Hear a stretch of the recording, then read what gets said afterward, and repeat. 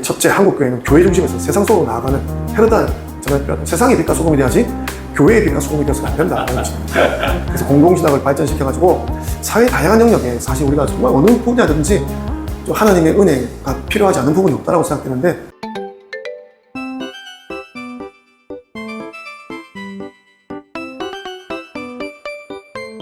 반갑습니다. 자, 우리 아브라함 카이퍼에 대해서 들어보셨는지 모르겠는데 혹시 들어보셨습니까? 많이 들어보셨어요. 훌륭한 분들이 많이 오셨네요. 보통 물어보면 관심 없는 분들은 전혀 이렇게 관심이 없는데, 그래도 우리가 카이퍼에 대해서 들어봤다라고 하는 것은 그래도 우리가 좀 뭔가 신앙적으로 좀 뭔가를 좀 추구하는 마음이 있다라고 제가 해석이 되어집니다. 자, 우리 아브라함 카이퍼 하면은 우리 칼빈주의 신학의 3대 거장으로 이렇게 알려져 있거든요. 카이퍼랑 또 헤르만 바빙크 그리고 워필드, 이렇게 세 사람이 1900년대 초반에 칼빈주의를 새롭게 이끌었다 3대장입니다. 그 중에 한 사람인 아브라함 카이퍼. 몰라도 우리가 신앙생활 하는데 전혀 상관은 없지만, 근데 이제 누군가가 우리에게 야, 너 교회 다니면서 너무 세상적인 일에 관심 많은 거 아니냐, 그 교회 다니면 좀 오직 말씀과 기도에만 전념해야 되는 거 아니냐, 이렇게 정치적인 얘기도 하고 경제적인 얘기도 하고 이렇게 사회문화적으로 이렇게 기독교적인 어떤 그런 거를 자꾸 이야기하냐 라고 이야기를 할 때, 그 사람이 만약에 이제 장로교 신자다 그러면 이제 아브라함 카이퍼를 들이밀면서 이제 아브라함 카이퍼가 어떤 사람인지 아느냐, 그의 사상을 공부해 보아라 라고 이야기하면은 이야기가 굉장히 수월해집니다.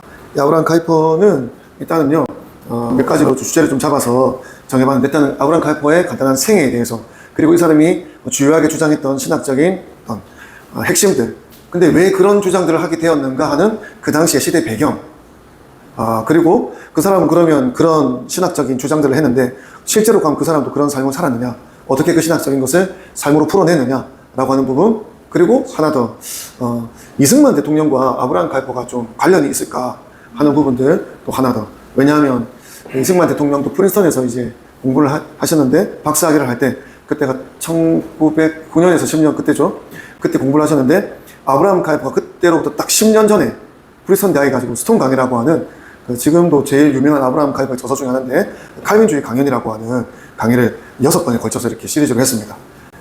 그래서 이제 프린스턴 자체가 굉장히 개혁주의 풍조가 강했던 것이 바로 이런 아브라함 카이퍼의 영향력도 있고, 그리고 이승만 대통령이 공부하던 그 당시에 대학에 이제 워필드라고 하는 아까 말씀드렸던 3대장 중에 한 명이 대학 교수로 재직 중에 있었고, 그랬기 때문에 이승만 대통령이 아마 굉장히 그런 부분에서 영향을 많이 받았을 것이다 라는 것을 생각해 볼 수 있겠죠. 그렇다면 그런 어떤 연관성 속에서 현대 우리 대한민국에 어떻게 좀 적용할 수 있을까 하는 부분까지 조금 이야기를 해보도록 하겠습니다. 자, 아브라함 카이퍼는 이제 태어난 연대를 보면 이분이 1837년에서 1920년도 이렇게 생애를 보냈는데, 이때 이제 이분이 본격적으로 막 활동을 하던 그때, 나이가 이제 20대 후반, 30대, 40대 막 이렇게 될 때, 그때 이제 네덜란드 사이에 이 사람이 아주 큰 영향을 미칩니다. 먼저 이제 목회자로서 이제 주요한 신학적인 이론들을 정립해 나가기 시작하고, 또 그런 어떤 신학적인 정립들이 이 사람의 실제 삶에서 정치인으로서, 언론인으로서, 교육자로서 여러 가지 형태로 자기의 신학적인 모습들이 네덜란드 안에서 이렇게 계속해서 영향을 끼치게 되죠. 그래서 이분을 우리는 신칼빈주의자라고 이야기를 하거든요. 칼빈주의라고 하면은 우리가 칼빈주의 하면 오직 은혜, 오직 성경, 오직 믿음 이런 식으로 몇 가지 이야기하는데, 대부분이 사실은 그 주장하는 것들이 사실은 교회에 대한 이야기, 그리고 어떤 개인의 구원에 대한 그런 부분이 집중되어져 있거든요.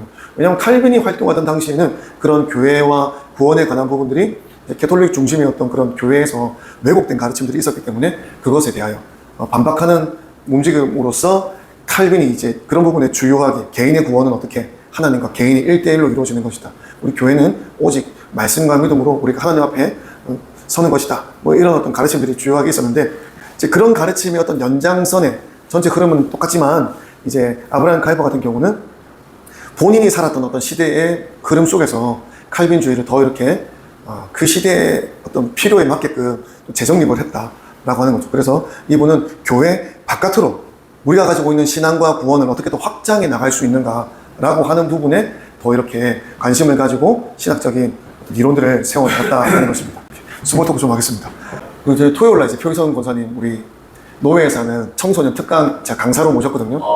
이재현 전도사하고 같이 자유숲에서 원투로 딱 세워가지고 강의료 드리고 그리고 오전에는 표기성 목사님 오셔가지고 그 청소년 성교육이랑 인권 강의해 주셨는데 안 그래도 제가 그거 갔다 그러니까 그 얘기 하시더라고요. 그래서 아무튼 그랬습니다. 그래서 조금 목이 살짝 쉬어 있습니다. 제가. 아브라함 카이퍼 형님은 신칼빈주의라고 하는 운동을 처음 이끌어 나간 그런 분이다. 그래서 칼빈주의를 포괄적인 어떤 삶의 체계나 세계관으로 제시를 하신 그런 분이시다라는 거죠.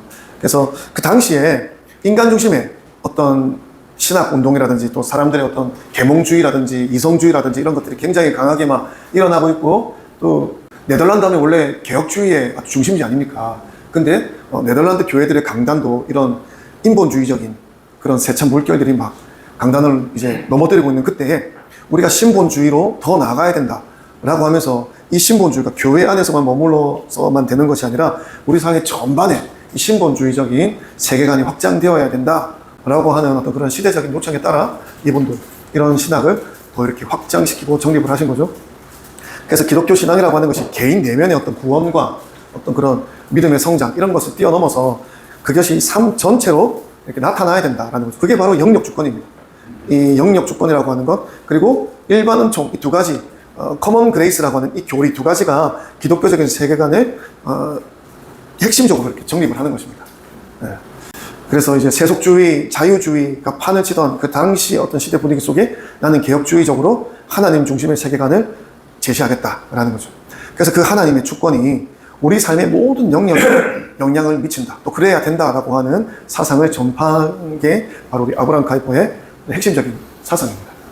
그래서 이게 우리가 목회자로서 이 사람의 삶을 들여다보면은 이렇게 좀 쉽게 이해가 되는데, 근데 이 사람이요 목회자로만 산 게 아니에요. 굉장히 입체적인 삶을 살았는데. 목회자입니까?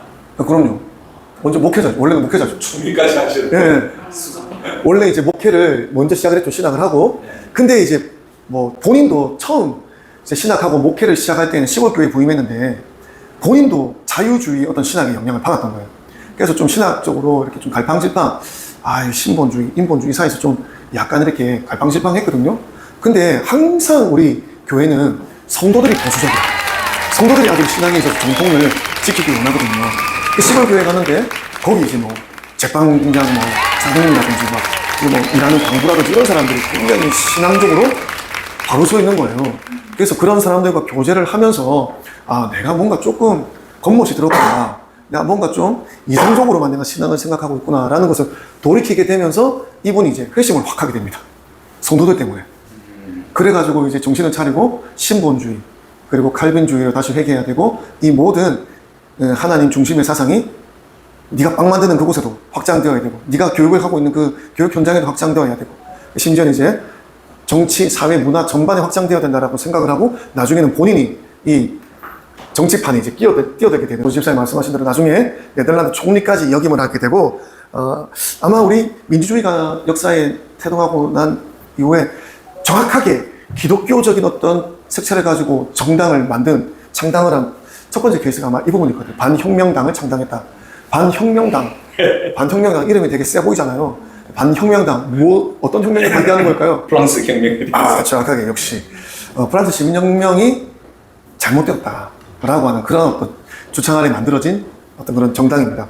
우리가 여담으로 조금 더 격가지를 조금만 더 추가해 보면은 미국 독립 정신에 입각한 그런 독립혁명은 우리가 더 하나님께로 나아가자라고 하는 좀 그런 신앙적인 어떤 그런 부르심이 있는 거거든요. 그래서 천부 사상, 천부인권 이런 거 주장하지 않습니까? 모든 사람이 다 평등한데 그것은 하나님이 우리에게 다 존귀한 어떤 생명을 주셨고 부르심을 주셨기 때문이다.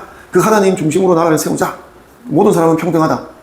그게 이제 미국 독립정신의 어떤 핵심이라는, 프랑스 시민혁명 독립정신의 어떤 그런 핵심은 똑같거든요. 모든 사람은 평등하다인데 신 빼고 하나님 빼고 사람은 그 자체로 존귀하고 사람은 그 자체로 평등하다라고 하는 거예요. 그래서 그 프랑스 혁명의 어떤 그 사상을 제공했던 볼테르 이런 사람들은 우리의 삶에서 악당을 몰아내야 된다, 이런 슬로건을 걸었거든요. 근데 그 악당이 누구겠습니까?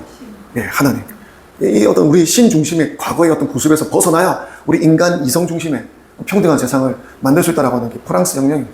완전히 이게 평등에 대해서 이야기하지만 그 동기가 완전히 다른 거예요. 그 뿌리가 완전히 다른 것입니다.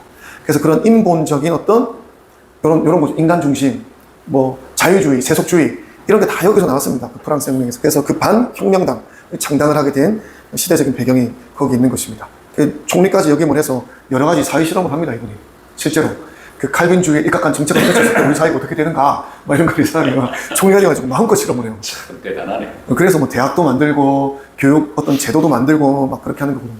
그 언론 활동도 합니다. 드 헤라우트 이건 일간지, 기독교 일간지고 드 스탄다르 이거는 이제 그 자기가 편집장으로 있으면서 신앙과 뭐 사회 전반적인 이야기들을 쭉 신문을 펼쳐가지고 언론 활동도 쭉 했죠.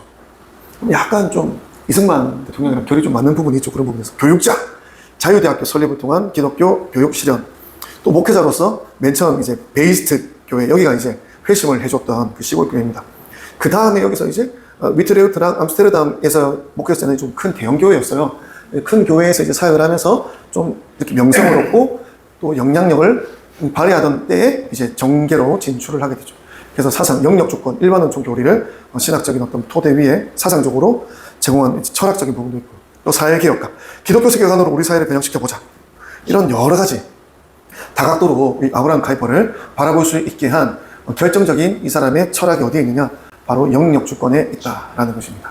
그래서 이 신앙적인 체계를 하나 잘 정립하고 세웠던 그 시대에 필요한 여러 영역에 있어서 쓰임을 받더라라는 것입니다. 그래서 이분 초기 생애를 보면 이분도 목사님 아들로 태어났습니다. 예. PK죠, 이 사람도. 예, PK. 어릴 때 이제 PK로서 부유하게는 못 컸지만 가난하지도 않았고 그래도 괜찮은 가정에서 컸던 것 같더라고요. 세기 총회에는 신학적 교육과 중요한 어떤 신앙적인 전환을 이제 경험하였다. 그 아까 베이스트 교회에서 어떤 그런 변화들이죠. 그리고 다면적인 활동 사상의 기반이 거기서 만들어졌고 카이퍼의 신학적인 요정은 자유주의 신학에서 시작을 하였는데 고전적인 개혁주의 신앙으로 돌아오는 과정을 포함한다. 아까 말씀드렸던 그런 회심의 경험이 있었다라는 거죠.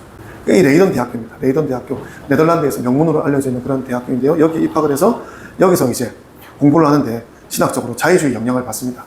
항상 이 지성의 요람이라고 하는 대학에서 항상 이런 이성에 너무 지나치게 이렇게 우리가 좀 자만하게 되고 이성으로 모든 것을 할 수 있다는 어떤 그런 마음을 배우게 되는데 역시 네덜란드 그 개혁주의가 경고하던 그 시절에도 이런 대학교 안에서는 아니야.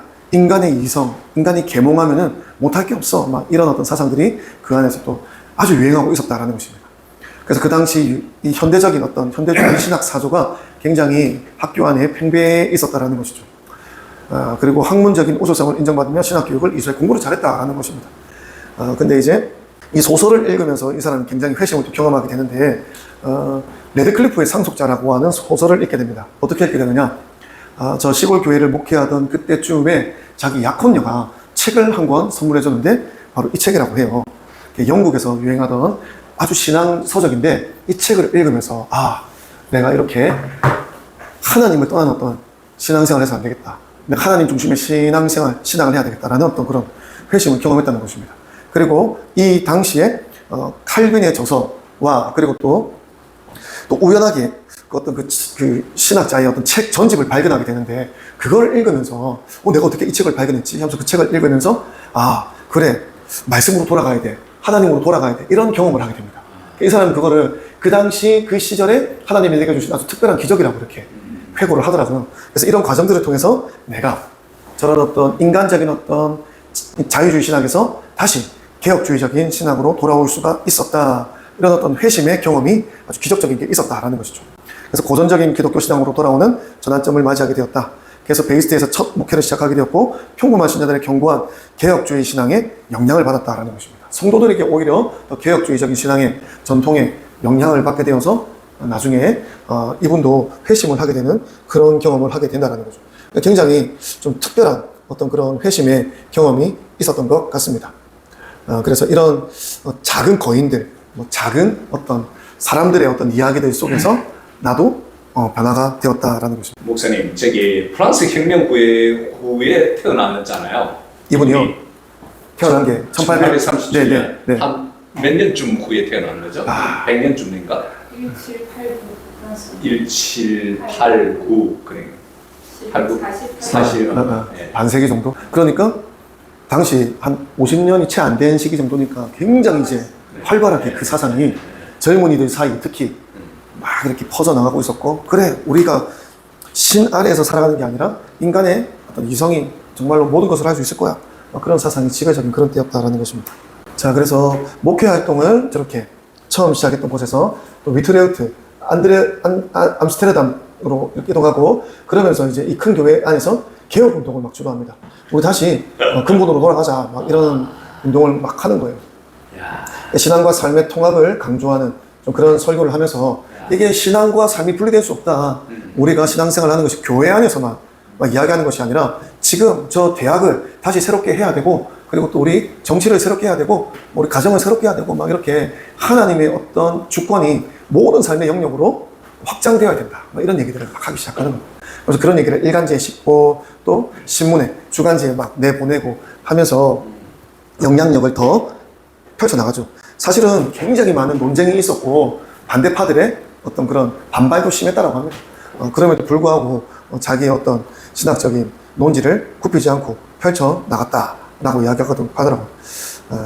그래서 일반 대중들에게 이 기독교 세계관을 소개하는 건데, 이 기독교 세계관이라고 하는 어떤 개념도 아브라함 카이퍼가 거의 첫 번째로 이렇게 다루었던 것 같아요. 그래서 이 아브라함 카이퍼에게 영향을 받아서 그 몰토스라고 하죠. 저도 중심 가면은 세계관에 제일 먼저 다루는 책인데, 창조 타락 구속이라는 책이 있습니다. 창타구라고 부르는데, 그 책은 또 이제 요 아브라함 카이퍼의 영향을 받은 그 사람이 그 책을 쓰게 되는 거죠. 그래서 이 창조 타락 구속, 이것이 우리 삶의 모든 부분에서 나타나는 인류의 어떤 역사일 뿐만 아니라 하나님의 구속사가 인류 역사 전반에 영향을 끼친다 라고 하는 어떤 그런 책이거든요. 그 책도 당시에 이제 아브라함 카이퍼의 영향을 받아서 밀토스가 적게 되었다라는 그런 것이죠. 우리 세계관 공부하는 것도 아브라함 카이퍼가 먼저 시작을 했다는 겁니다. 그 시대의 어떤 팽배한 어떤 이론들, 우리 뭐 고린도후서 10장 3절 말씀처럼 하나님 대적하에 높아진 모든 세상 이론들을 그리스도의 이름으로 파하고 그들을 이제 굴복시켜서 그리스도 앞으로 이끌어 나가는 그 일을 이분이 실제적으로 이렇게 했었다라는 거. 그러다가 이제 이분이 정치로 이제 나가게 되는데, 지금도 우리 교회법이 그렇고 그 당시에도 그랬더라고요. 보니까 이제 목회자가 같이 이제 겸직을 못합니다. 그래서 이때부터 이제 목회는 이제 은퇴하고 내려놓고 이제 본격적으로 정치 활동 그리고 교육 사업을 시작하게 됩니다. 1874년에 네덜란드 하원 의원으로 취임을 하게 됩니다. 그렇게 정계에 진출하고 기독교 세계관에 기반한 정치 활동을 시작합니다. 이 사람은 자기의 기독교 세계관을 펼쳐볼 요량으로 정계에 진출을 한 거거든요. 그런 목사가 한국에서 나타났으면 좋겠네. 예. 나올 거예요. 이제 너무 시대가 급하면 이제 나올 겁니다. 교육 문제, 또 종교의 자유에 관한 법안에 적극적으로 막 참여하는 겁니다. 왜냐하면은 이분이 주장했던 그 법안 중에 하나가 그 사립기독학교법이라고 하는 게 있습니다. 그러니까 국가가 교육을 주도하는 게 당시에 또 이제 네덜란드 안의 논쟁 중에 하나였거든요. 국가가 이제 모든 부분에 있어서 영향력을 다 행사하는 거예요. 마치 이제 사회주의적인 어떤 요소들이 그 당시에 네덜란드에서 일어나고 있었던 거죠. 그래서 이제 국가의 어떤 그 통제 아래에 있지 않는 학교들은 지원을 안 하는 겁니다. 그거 옳지 않다. 기독 사립학교도 지원하라. 손흥국 하시는 거예요. 네, 그런 거죠. 얼마 전에 뭐 나경원 의원도 발의했던 뭐 그런 것들, 뭐 그런 것들을 이분이 이제 막 입법하기 시작하는 겁니다. 그러니까 이제 얼마나 또 그 안에서 반발이 있었겠습니까? 그래서 사실은 정치 시작하고 너무 이제 주변에서 이제 그 괴롭힘도 많아가지고 1874년에 당선됐잖아요. 1876년 2년 만에 이 사람이 과로랑 정치적인 공격으로 신경쇠약까지 이렇게 하면서 병원 신세도 지고, 그런 만큼 반대파들의 공격이 심했다라고 하더라고요. 그런데 굴하지 않고 그로부터 한 2, 3년 뒤에 반혁명당을 창당을 합니다. 그래서 프랑스 혁명 정신을 반대하는 기독교 정당을 창당한다. 신의 권위를 부정하는 혁명 사상은 옳지 않다라고 하면서 이분이 기독교인들이요 정치에 참여하라 그러면서 이제 정당을 이제 만드는 거예요. 그래서 보수주의적인 가치를 가지고 있는 기독교인들이 막 몰리는 거죠. 그래서 그런 어떤 보수주의적인 가치관들을 원칙으로 세우는 그런 법안들을 이 반혁명당에서 계속해서 막 밀어붙이고 이렇게 입법을 하기 시작하는 겁니다. 재밌죠? 자, 그러면서 그 다음 해에 자유대학교를 설립합니다. 1880년대. 자유대학교를 설립을 하고, 자, 우리 학교의 목표는 기독교 세계관을 확립하는 것이다. 이런 신앙을 통합해서 그런 인재를 양성한다. 하면서 영역주권이라고 하는 이 사상이 언제 이 학교 개교식에서 설립하는 그 행사에서 발표한 게 영역 주권입니다. 그러니까 우리 학교가 세워졌고 내가 이 반혁명당을 작년에 창당을 한 것은 이러이러한 이유가 있어서 영역 주권이라고 하는 생각 때문에 내가 지금 이런 일을 하고 있는 것이다. 기독교인들이요 세상을 향해 나가자 이런 이야기를 이 사람이 하신 거죠. 그러면서 그로부터 이제 시간이 지나서 네덜란드 총리까지 역임을 하고 이때 여러 가지 기독교 세계관에 입각한 정치 체계를 마음껏 막 이렇게 실험을 해보는 겁니다. 그래서 이 당시에 그래서 네덜란드가 어땠느냐 제가 조금 조사를 해보니까 뭐 그렇다고 해서 막 이 당시에 막 갑자기 급성장하고 나라가 뭐 그런 건 아니지만 여러 가지 좀 부조리했던 그런 법안들이 많이 이렇게 좀 정상적으로 회복이 되기도 했다 그러더라고요. 그래서 이런 것들 사유재산 보호 이거 당연한 것 같지만 그 당시에 이게 사회주의적인 어떤 요소들이 막 팽배하기 시작하면서 이게 잘 안 됐던 거예요. 너무 국가가 강해지면서 국가의 통제 아래에서 그 뭐 막스주의가 뭐 나오기도 전이지만 그런 요소들이 막 있었다라는 거죠. 그래서 법치, 교회 보호, 뭐 점진적인 개혁들이 하나 둘씩 보수적인 가치관을 바탕으로 계속해서 추진이 되었다라는 것입니다. 그래서 일본의 사상은 네오 칼비니즘이라고 하는데 신칼빈주의, 하나님 중심의 신본주의, 인간 중심에서 우리는 하나님 중심으로 근본으로 돌아가자. 모든 영역에서 하나님의 주권을 인정하는 신본주의적인 관점을 확립하자라고 하는 것이 가장 핵심적인 사상이고 이것이 삶 전체로 확장돼야 된다. 개인에서 삶의 모든 영역으로 확장돼야 된다. 모든 영역에서 이 땅에 있는 모든 영역, 교육, 문화, 정치, 가정, 뭐 할 것 없이 모든 영역에서 그리스도의 주권을 인정해야 된다라는 거죠. 신앙과 삶의 분리는 우리는 거부한다.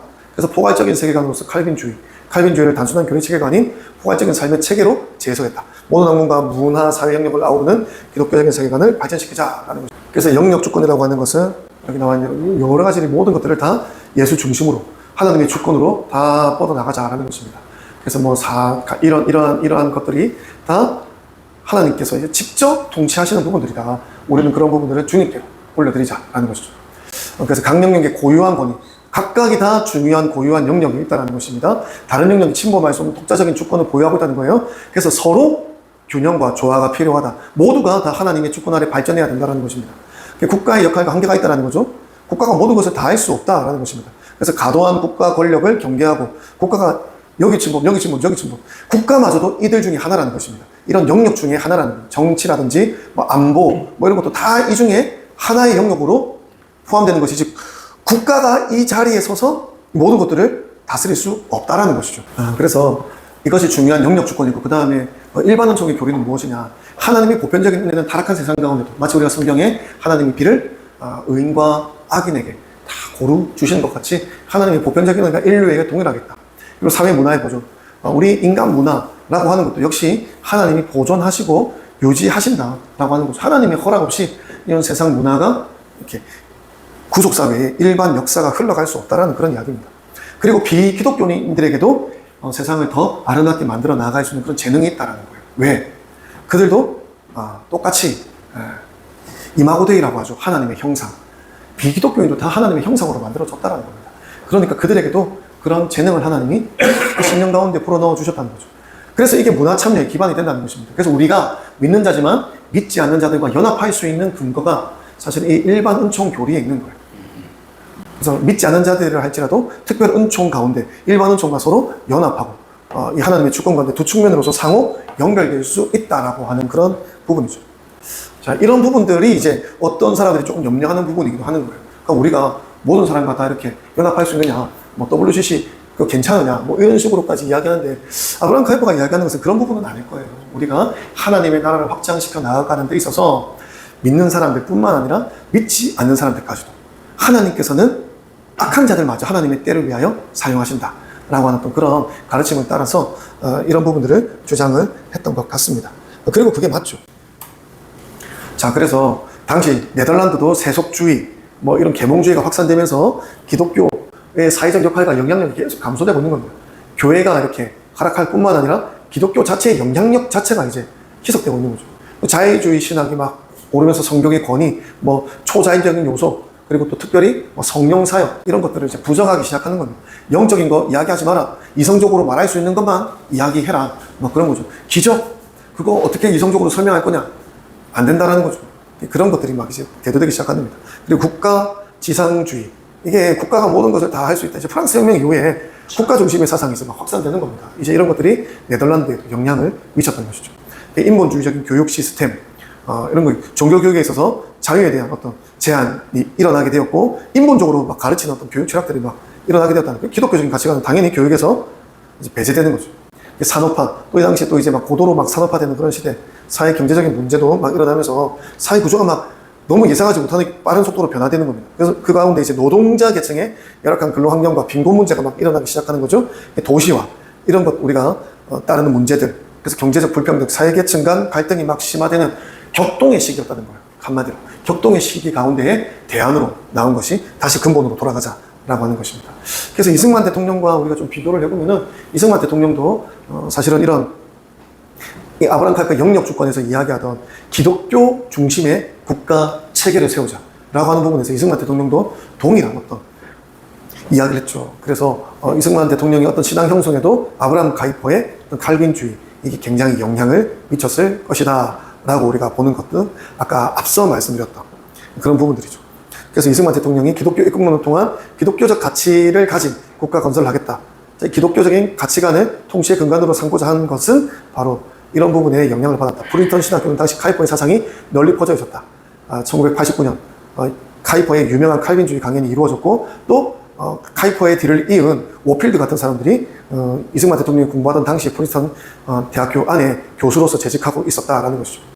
이승만 대통령이 원래는 하버드를 졸업하고 굉장히 힘든 가운데 유니온 신학교에 원래 진학을 하려고 했었습니다. 그리고 인근에 이제 콜롬비아 대학을 가려고 준비를 하고 있었는데 이승만 대통령과 좀 우연찮게 이제 친분이 있었던 홀이라고 하는 목사님께서 이승만을 만나서 미국에서 야, 너 신학교 가는 거 아니다. 너는 저기 정치를 해야 된다. 국가를 위해서는 정교로 나가야 된다라고 해가지고 프린스턴으로 가는 게 좋겠다. 그래서 프린스턴으로 가서 먼저 거기서 이야기를 끝내놓고 기차표, 뭐 일정, 뭐 다 이렇게 편지로 보내서 이승만을 오라고 했어. 이승만 대통령이 그렇게 가서 거기서 홀 그 목사님 만나가지고 프린스턴으로 이렇게 안내를 받아서 면접을 보고 이렇게 해서 이제 프린스턴에서 바로 공부하게 된 거죠. 하버드 때까지는 뭐 이제 재정적으로도 어려움이 있었고 여러 가지 힘든 부분이 있었지만 또 가정사도 있었고 그런데 이제 프린스턴에서는 굉장히 좀 학업에 열중할 수 있었고 또 프린스턴에서 아주 좋은 사람들 많이 만났잖아요. 이 사람들이 나중에 다 이승만 대통령의 어떤 정치의 어떤 대한민국 건국에 있어서 다 이제 조력자들이 되는 거 아니겠습니까? 우드로 윌슨 뭐 이런 사람들 다 지금 이름 되면은 뭐 우와 그런 사람들 다 만났어? 막 그런 사람들을 그 당시에 다 만나서 이제 교제했던 게 프린스턴 때죠. 정말 이런 우연한 만남의 이끌림이 참 우리가 아는 이승만 대통령을 그런 좀 기회들을 더 넓혀 나갔다라고 보는 수도 있는 것 같습니다. 그래서 이 기독교 가치관을 국가 건설의 근간으로 강조하게 된 것도 아마 이런 만남과 어떤 분위기들 속에서 이루어졌지 않나. 그래서 결론, 첫째 한국교회는 교회 중심에서 세상 속으로 나아가는 패러다임, 세상의 빛과 소금이 돼야지 교회의 빛과 소금이 되어서는 안 된다라는 것입니다. 그래서 공동신학을 발전시켜가지고 사회 다양한 영역에 사실 우리가 정말 어느 분야든지 좀 하나님의 은혜가 필요하지 않은 부분이 없다라고 생각되는데 우리 기독교적인 가치를 기반으로 한 좌파들은 공공신학을 굉장히 이거를 활용을 잘 하더라고요. 근데 그거를 이제 자기들 입맛에 맞게 잘 끌어와서 하잖아요. 예. 근데 사실은 우리 교회의 근본적인 가치하고 걔네들이 이야기하는 거랑은 좀 다릅니다. 걔네들 뭐 해방신학이라든지 뭐 이런 것들은 우리가 이야기하는 것과는 사실 좀 달라요. 걔네들은 이제 그런 부분으로서 예수님도 뭐 노동자를 대신하는 사람이다 라고 하는 뭐 좌파다, 예수님도 좌파다 그러는데 이제 그런 걸 이제 이렇게 성경에 자기들이 필요한 요소들을 가지고 와서 이제 끌어서 이제 하는 거거든요. 공공신학이라고 하는 게 부정적으로 우리가 좀 생각할 부분은 저는 아니라고 그래서 생각합니다. 공공신학이라는 말 자체에 대해서 굉장히 부정적으로 생각하게 되었어요. 그렇죠. 근데 좋은 거는 이단들이나 뭐 좌파애들이 좌파들이 그냥 참 먼저 선점해가지고 많이 갖았어. 공공신학이라고 하는 자체가 기독교적인 가치관이 우리 사회를 위하여 너희 교회만 좋은 게 아니라 우리 사회가 좋도록 이렇게 그 좋은 것들을 풀어내라는 거거든요. 사회를 섬기라는 거예요, 사실. 그런데 기반을 두는 신학이죠. 근데 이제 지금 그게 오염되어 있습니다. 두 번째, 한국의 기독교 학교와 대학은 이 자유대학 설립 목적처럼 기독교 세계관 기초하에서 학문과 신학의 통합이 되어서 그런 인재를 만들어야 된다. 근데 우리는 분명한 목적, 기독교 세계관에 입각한 그런 인재를 양성해야 된다라는 것입니다. 그 다음, 다원주의 사회에서 기독교 신앙이 다양한 세계관과 견해를 포용을 해야 됩니다. 이거 무조건 다 배척하고 너는 잘못됐어. 얘기도 안 들어주고 그러면 안 돼요. 포용을 해야 됩니다. 근데 기독교만의 구별된 정체성을 우리는 유지해 나가야 됩니다. 우리 바로 성경 안에 있는 그 진리, 그걸 우리는 계속 탐구해야 되는 거죠. 그래서 일반 은총, 아까 커먼 그레이스 교리에 기반하여서 비기독교가 협력을 하면서 공동선을 추구하는 것도 굉장히 사실은 이 시대에는 중요한 것이다라는 것이죠. 그리고 넷째, 카이퍼의 하나님 주권 사상. 이것도 한반도 통일 문제에 적용될 수 있죠. 하나님의 공의와 자비라는 흔들리지 않는 기존에 기초를 해서 지금 현재 갈등과 분열을 해결할 수 있는 토닥적 신학적 토대로 제공을 해야 됩니다. 결론적으로 카이퍼의 사상은 한국교회가 사회적 책임도 다하고 기독교 교회의 정체성도 확립하고 다원주의 사회에서 공존을 하는데 구별될 수 있는 어떤 지혜를 제공하는 것입니다. 라고 이렇게 마지막 정리를 해볼 수 있겠습니다. 감사합니다.